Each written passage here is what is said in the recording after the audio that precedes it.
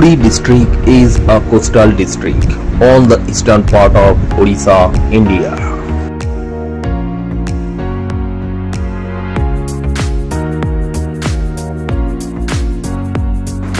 This district needs no introduction, being the abode of Mahaprabhu Sri Vishnu, most popularly known as Mahaprabhu Sri Jagannath. This district derives its name from the heritage city of Puri, one of the 4 pilgrim centers as Chardham of India, covering an area of 3,479 square kilometers.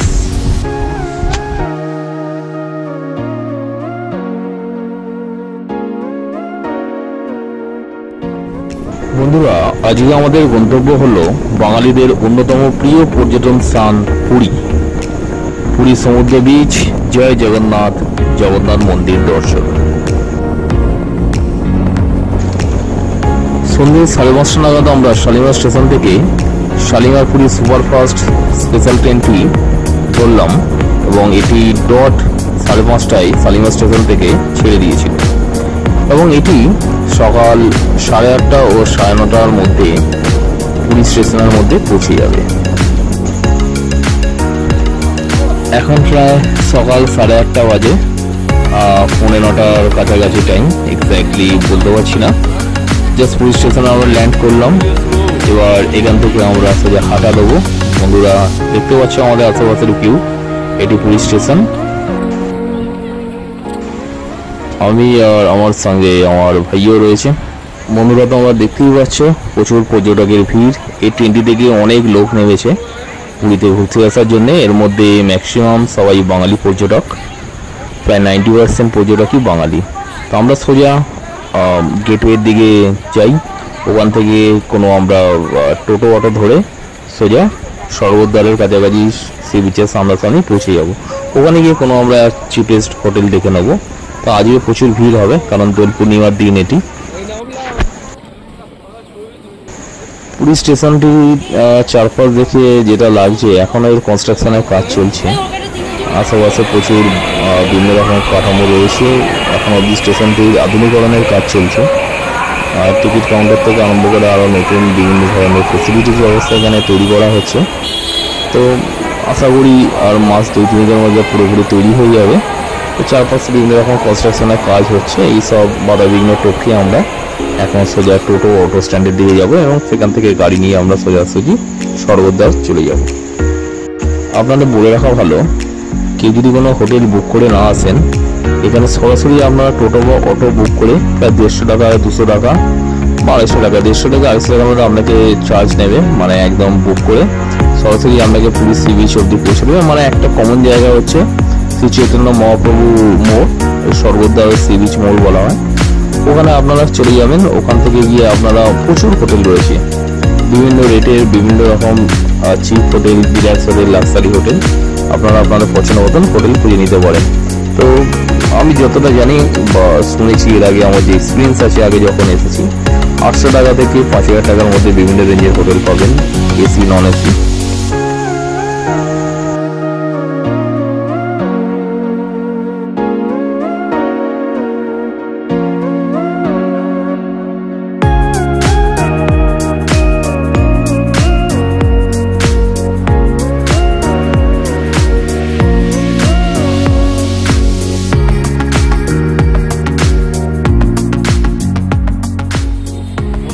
রয়েছি স্বর্গদ্বার মোড় ক্রসিংয়ে। তো দেখতেই পাচ্ছেন পিছনে, আমার পিছনে শ্রী চৈতন্য গৌরাঙ্গ মহাপ্রভুর মূর্তি এবং এটি রয়েছে ঠিক স্বর্গদ্বার মেরিটাইম রোডের মুখে। আর এই স্ট্যাচুটি বরাবর আমার বাদিক ডান দিকের রাস্তাটি দুটি ভাগে ভাগ হয়েছে। আর আমার পিছনে যে ডান দিকের অংশটি দেখছেন, এটি সোজা লাইট হাউসের দিকে চলে গেছে এবং ওখান থেকে চিলকালে শতপথ অব্দি রাস্তাটি বিস্তৃত হয়েছে। এবং আমার বাদিকে যে রাস্তাটি দেখছেন, আমাদের হোটেল অব্দি বিস্তৃত হয়েছে এবং এখান থেকে আমরা শ্রী জগন্নাথ দেব মন্দিরের দিকে যেতে পারি। আর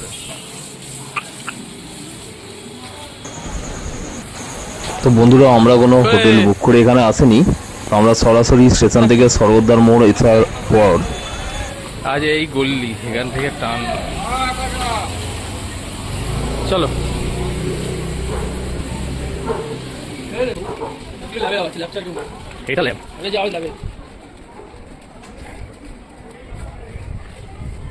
ভারত ভবন, ভারত ভবন এটা হচ্ছে আমাদের হোটেল। হোটেলের খোঁজ করতে করতে একটা মোটামুটি কমে একটা এসি হোটেল পেলাম এখানে, মানে আমরা 4 জন এসি, তো 4 জনের একটা রুম মোটামুটি। এমনি এটা খুব পিক সিজন, এখন হোলি বা দোলের সময়, আজকে দোল, আর এই দোলের দিনে পুরোপুরি হাউসফুল আপনারা বলতেই পারেন। তো অনেক খোঁজাখুঁজির পরে আমরা এখানে একটি হোটেল পেলাম, যেটি আপনার 1800 টাকা পড়ছে এসি। ঠিক আছে, এই হোটেলটি আবার যখন একটু ভিড় কমে যাবে, পুরী যখন একটু ফাঁকা থাকবে বা মধ্যম প্রকার ভিড় থাকবে, তখন এই রুমটি আবার আমরা এসি সহ 1200 টাকায় পাবো। আবার নন এসি এই রুমটার ভাড়াই আবার 800 টাকা হবে। তো অনেক খোঁজাখুঁজির পরে স্বর্গদ্বার বিচের সামনাসামনি আমরা এই হোটেলটি জোগাড় করলাম।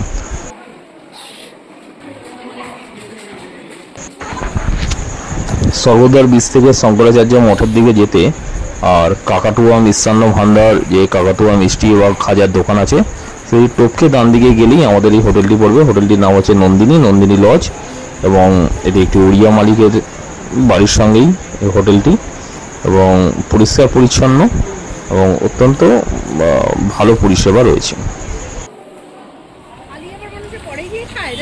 আজ দোল পূর্ণিমার দিন এবং জগন্নাথ মন্দিরের অন্যতম একটি উৎসব মুখর দিন, এবং গোটা উড়িষ্যায় আজকে রং খেলার পরিবেশ। দোল হোলি দুদিনই এরাও রং খেলে। তো পুরী প্রায় এখানে হাউসফুল হয়ে গেছে, প্রচুর পর্যটকের ভিড়। অনেকে এখানে ঘুরতে এসেছে, অনেকে এখানে পুরী জগন্নাথ মন্দির দর্শনের জন্য এসছে। তো আজকে আমরা আপনাদের সমুদ্র সৈকতে নিয়ে যাব। সমুদ্র সৈকতে খুবই ভিড় থাকবে, এবং সমুদ্র সৈকত যাওয়ার পথে আপনাদের স্বর্গদ্বারের রাস্তাটিকেও দেখাবো। আমাদের হোটেলটি থেকে এই সোজা গেলে এই স্বর্গদ্বার বিচের রাস্তা, এবং আমরা এই স্বর্গদ্বার বিচ রোডটি ধরে স্বর্গদ্বার মোড়ের দিকে এগোচ্ছি। দেখতেই পাচ্ছেন আশেপাশের ভিউ, এটি পুরী স্বর্গদ্বার বিচ রোড। আমার পিছন দিক থেকে রাস্তার পিছন দিক থেকে লাইট হাউস যাওয়ার রাস্তা, এবং সামনে আমরা যেদিকে যাচ্ছি সামনে স্বর্গদ্বার রয়েছে। এই স্বর্গদ্বারটি উড়িষ্যার একটি অন্যতম জনপ্রিয় বার্নিং ঘাট হিন্দুদের। বন্ধুরা, বলে রাখা ভালো, স্বর্গদ্বার একটি শ্মশান এবং ভারতের অন্যতম শুভ শ্মশান স্থান। এটি বঙ্গোপসাগরের তীরে জগন্নাথ মন্দিরের প্রায় 1 মাইল দক্ষিণে এবং উড়িষ্যার পুরী শহরের দক্ষিণ পূর্ব এলাকায় অবস্থিত, যেখানে যে কেউ সম্মানজনক দূরত্ব থেকে শ্মশান দেখতে পারে। সাধারণত হিন্দুরা বিশ্বাস করে যে স্বর্গদ্বারে দাহ করলে তারা তাদের আত্মাকে মুক্তির জন্য স্বর্গে যাবে এবং চূড়ান্ত মোক্ষ লাভ করবে। আপনারা দেখতেই পাচ্ছেন সামনে এই স্বর্গদ্বারের গেট, এবং এই স্বর্গদ্বার গেটের উল্টো দিকেই পুরী স্বর্গদ্বার সি বিচ। এই হচ্ছে পুরী স্বর্গদ্বার সি বিচ ভিউটা, আর এই উল্টো দিকে হচ্ছে স্বর্গদ্বারের গেট।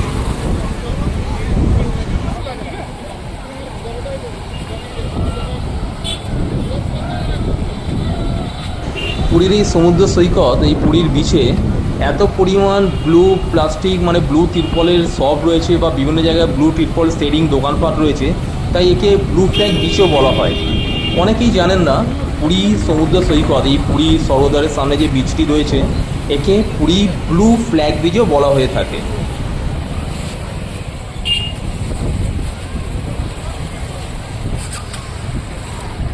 স্বর্গদ্বারকে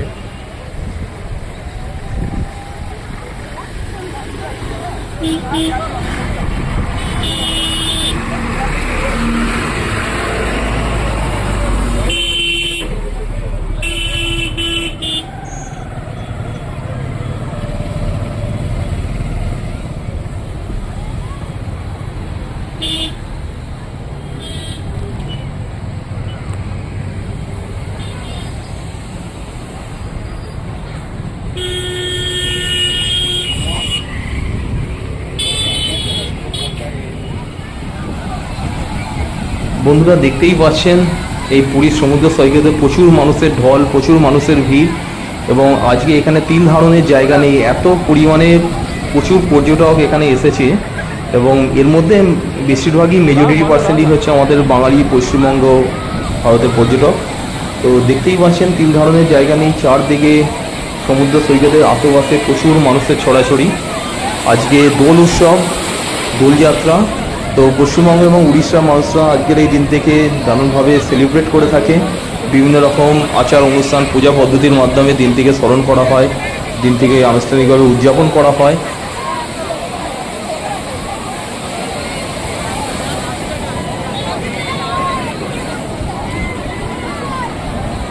ওহ, কি বড় ঢেউ!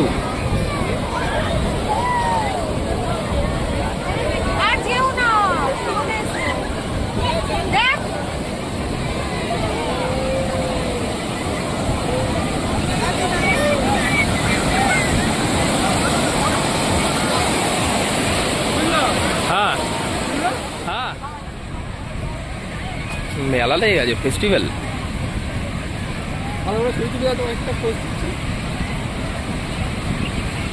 মেলা লেগে গেছে পুরো।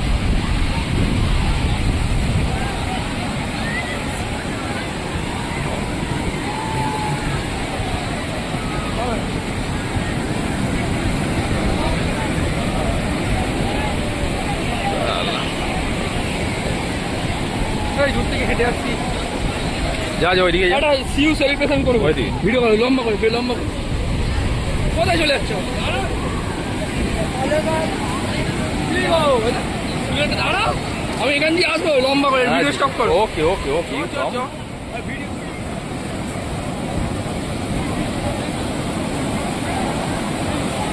লম্বা করে নাও, লম্বা করে নাও।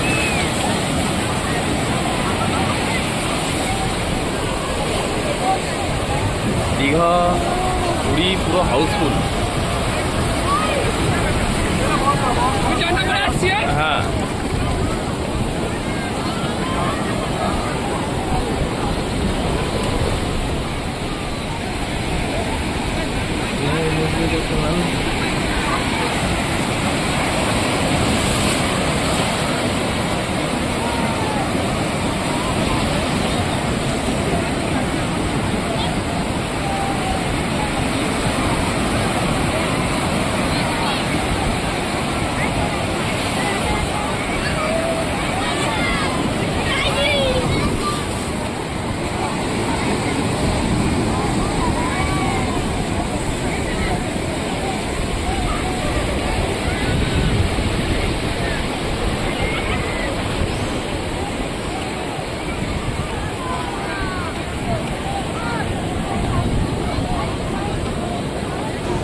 আজ 24শে মার্চ আমাদের পুরীর প্রথম দিন।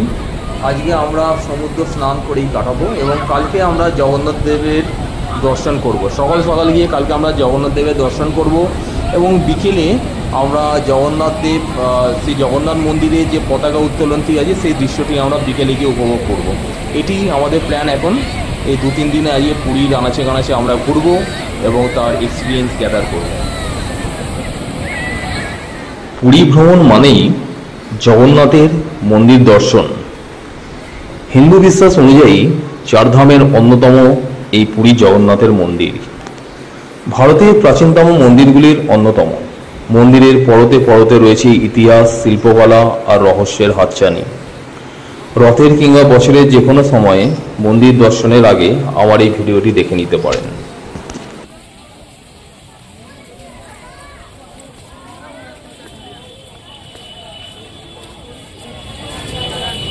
ক্যাম্পাসটা ভালো করেছে, করিডোরগুলো মানে কাশী বিশ্বনাথ টেম্পলের আদলে ওই করিডোরগুলো যেরকম আছে ওরকম বানাচ্ছে।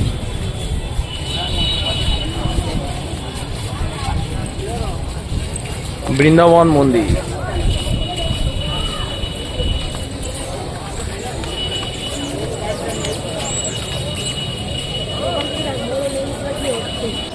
ভিন রাজ্যে বাঙালির সেকেন্ড হোম বললে বারাণসীর আগেও হয়তো পুরীর নাম মনে পড়ে যায়।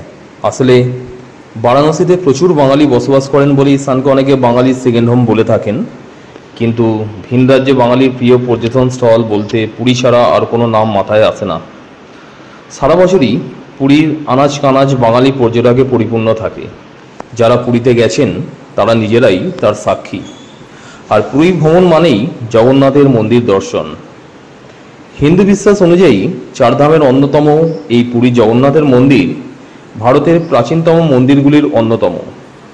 মন্দিরের পরতে পরতে রয়েছে ইতিহাস, শিল্পকলা আর রহস্যের হাতছানি। জগন্নাথ মন্দিরের প্রবেশপথ বা সিংহদুয়ারকে বলা হয় পূর্ব দরজা।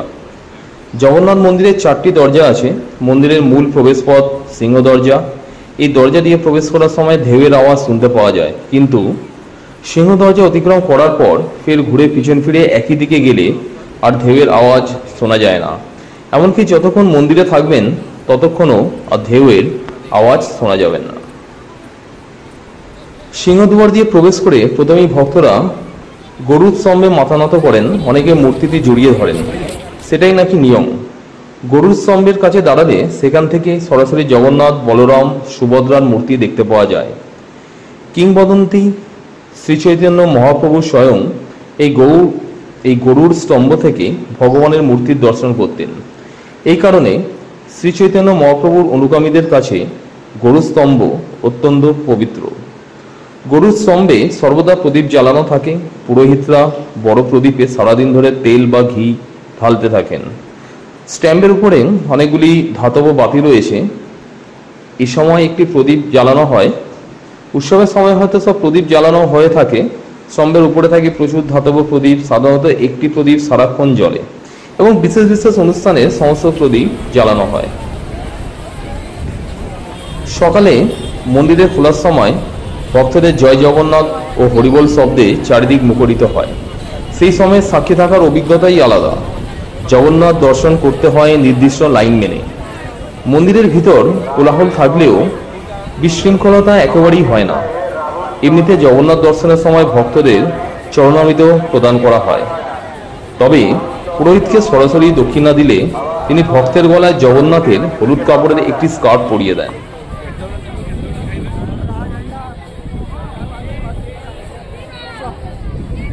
ওই দিকে হচ্ছে আপনার উত্তর করিডোর, প্রধান গেট, উত্তর দিকের গেটটা ওই পাশে।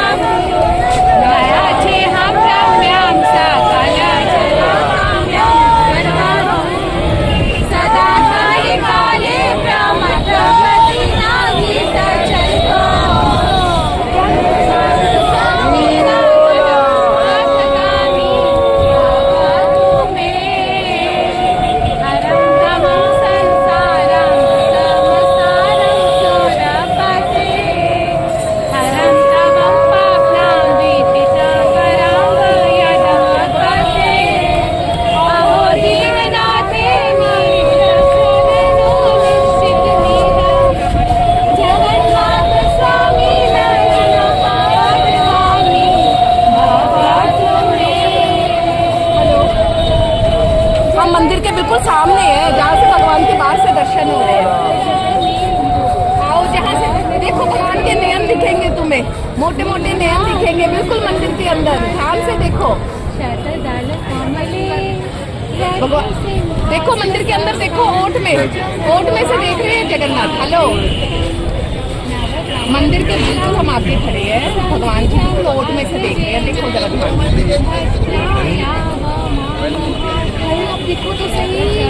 আমার দর্শনের জন্য জগন্নাথ মন্দিরের মূল ফটকের বাইরে মূল বিগ্রহ ছাড়া ঠিক প্রতিভা পাবন জগন্নাথ মন্দিরের মূর্তি উন্মোচিত করা হয়েছে, যাতে সমস্ত ভক্তবৃন্দ, সমস্ত কমিউনিটি থেকে যারা বিলংস করে তারা যেন জগন্নাথকে দেখতে পায়। তার জন্য একটি প্রতিভা পাবন মূর্তি জগন্নাথ মন্দির সিংহদ্বারের কাছে গেটের সামনে রাখা হয়েছে এবং এটি সব সময় জনসাধারণের জন্য উন্মুক্ত করা হয়ে থাকে।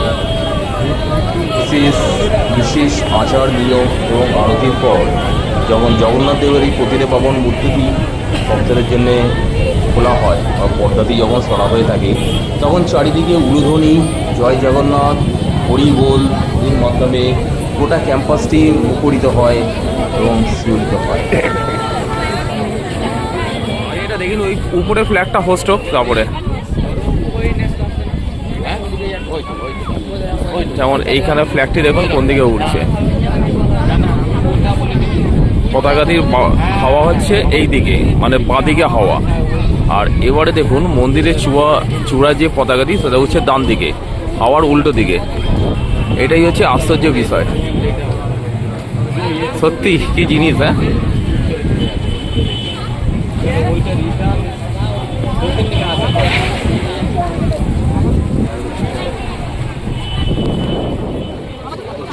বলা যেতে পারে ভক্তদের কাছে সব থেকে ঐতিহাসিক সাক্ষীর মুহূর্ত হল পুরীর জগন্নাথ মন্দিরের পতাকা উত্তোলন।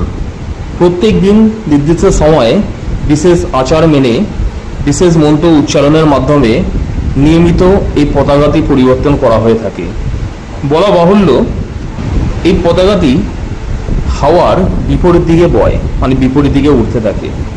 আমার এই ভিডিওটিতে দেখতে পাবেন আমি একটি ভিডিও ধারণ করেছি। দেখুন এই লাল পতাকাটি যেদিকে উঠছে আর মন্দিরের চূড়ার মাথার পতাকাটি তার উল্টো দিকে উঠছে। মানে এই চূড়ার পতাকাটি ব্যতীত যত পতাকা এখানে রয়েছে সব হাওয়ার যেদিকে হাওয়া ব্লো করছে সেই দিকে উঠছে। আর কি আশ্চর্য, আমাদের মন্দিরের চূড়ার এই মাথার পতাকাটি হাওয়ার বিপরীত দিকে উঠছে। অনেক অনেক অকল্পনীয় ও মিস্টিরিয়াস জিনিস এই পুরীর মন্দিরের সঙ্গে জড়িয়ে রয়েছে, তার মধ্যে এটি একটি।